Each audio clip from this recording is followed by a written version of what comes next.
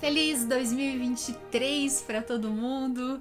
Eu estou, como vocês podem ver, a caráter, toda de branco, até os brincos, ó, para combinar, eles são dourados como esta bela taça de, eu poderia dizer champanhe, mas eu não sou dessas que tem champanhe sobrando em casa, então coloquei um vinho branco bem baratinho que eu deixo na geladeira para fazer algumas receitas, mas vamos imaginar que isso aqui é um espumante finíssimo, vindo da região mais nobre da França, região de Champagne, é por isso que o espumante tem este nome, e vamos celebrar a chegada de 2023. Eu tava um pouquinho menos empolgada no fim deste ano para fazer o vídeo de retrospectiva, porque 2022 foi um ano em que eu puxei um pouquinho o freio e trouxe para vocês uma quantidade um pouquinho menor de resenhas.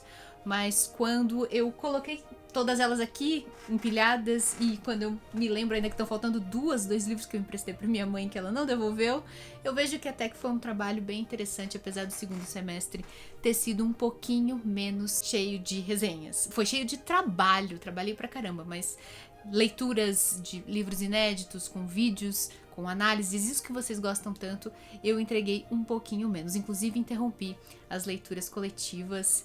Enfim, eu tive que me dedicar a outros trabalhos, a outros projetos. Não vou tomar o meu vinho branco agora, porque realmente ele não é gostoso para ficar sendo tomado assim, saboreado. Ele é bom para fazer comida mesmo. E eu vou trazer aqui para vocês o mesmo formato de retrospectiva que eu trouxe no ano passado e que fez bastante sucesso. Ao invés de trazer um vídeo bem grande falando sobre tudo que eu li e elencando quais foram os livros mais surpreendentes, os mais decepcionantes, os meus prediletos, ao invés de fazer tudo isso num vídeo bem longo que ia passar de 40 minutos, eu vou picotar em vídeos menores e vocês vão assistindo ao longo dos próximos dias. No vídeo de hoje eu vou trazer a categoria Livro Mais Surpreendente de 2022. Lembrando que não necessariamente é um livro que tenha sido lançado nesse ano de 2022, mas é uma leitura que eu fiz esse ano. Pode ser que o livro seja antiquíssimo, mas enfim, se eu li em 2022 vai entrar para a premiação desse ano. E eu lembro vocês também que este vídeo vai fazer parte de uma playlist chamado Os Melhores de Cada Ano. Todos os anos eu venho alimentando essa playlist com todas as retrospectivas que eu faço. Então se você quiser ver quais foram as minhas escolhas em 2021, 20, 19, 18, 17, 16 e eu acho que é o primeiro em 16 mesmo, afinal 2015 foi o primeiro ano de trabalhos, né, nesse canal, eu só fiz a retrospectiva no ano seguinte. Bom, se você quiser ver tudo isso, eu vou deixar o link aqui em cima para você acompanhar, e você ver quais foram as minhas escolhas, e você inclusive vai ver a evolução minha nesse canal. Eu cresci bastante, não em altura, mas em maturidade, em conhecimento, em vivências ao longo desses 8 anos fazendo conteúdo sobre livros na internet. E vocês vão ver a evolução do meu cenário, eu mudei de casa, a minha biblioteca se multiplicou, ela era uma estante até que grandinha que eu tinha no meu quarto, e hoje ela é um cômodo enorme, que já está todo ocupado, que já precisa se irradiar para outros lugares da casa, já está na sala, já está no quarto, eu tenho livros por toda parte. Eu acho que a última contagem que eu fiz tinha dado 2.000 livros, provavelmente já passamos de 2.500 a essa altura que eu tô gravando hoje. Mas voltando para nossa premiação, para o nosso assunto de hoje, eu vou tratar com vocês do livro mais surpreendente. Eu sempre espero coisas boas dos livros que eu escolho para ler, senão não escolheria. Mas alguns entregam coisas diferentes do que eu tava esperando e alguns entregam coisas muito melhores do que eu podia imaginar.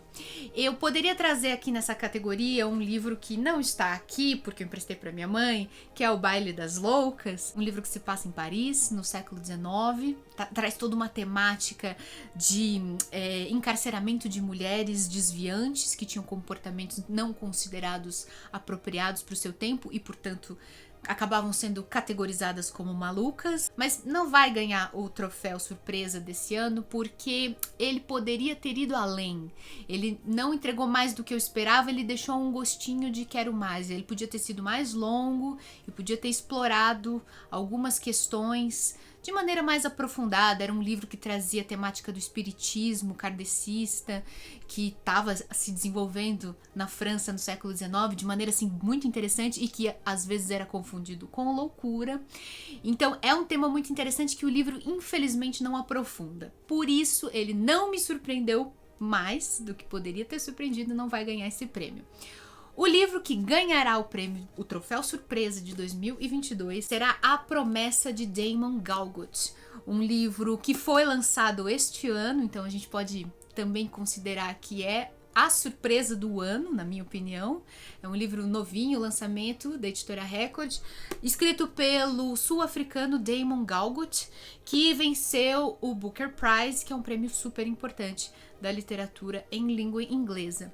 A Promessa é uma história familiar, ela trata de uma saga de uma família ao longo de uns 35, 40 anos, desde o momento de infância da protagonista, a Amor, até quando ela já tá chegando na meia-idade, e ele todo gira em torno de uma promessa que a matriarca da família, no leito de morte, tinha feito de presentear a empregada doméstica que tinha cuidado dela ao longo de sua doença com a escritura da casinha onde ela morava na fazenda da família. É uma história muito importante de ser lida por nós que moramos no Brasil, porque a realidade sul-africana tem alguns paralelos com a nossa realidade. Esta empregada doméstica era uma mulher negra, uma mulher que sempre tinha trabalhado para aquela família de brancos, e uma mulher que merecia, por diversos motivos, ser proprietária da terra, né, da casa que ela ocupava a vida inteira dentro da fazenda da família.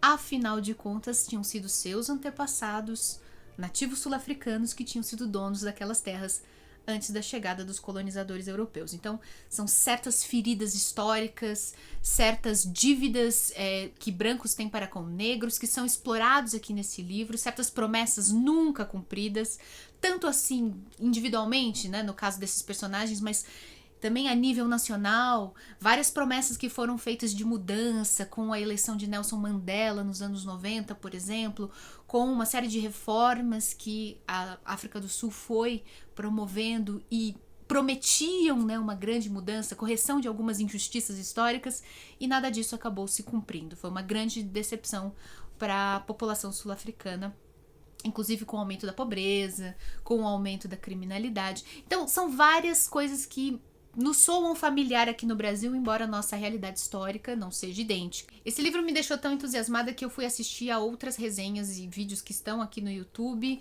comentários sobre a promessa. E eu vi que nem todo mundo comprou a maneira como o Damon Galgut escolheu para contar a história. O uso que ele faz do narrador hiperonisciente.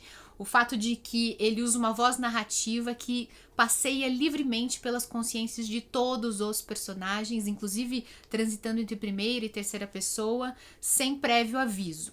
Muitas pessoas se sentiram extremamente confusas nas primeiras páginas desse livro e não conseguiram avançar. Eu não compartilho destas opiniões.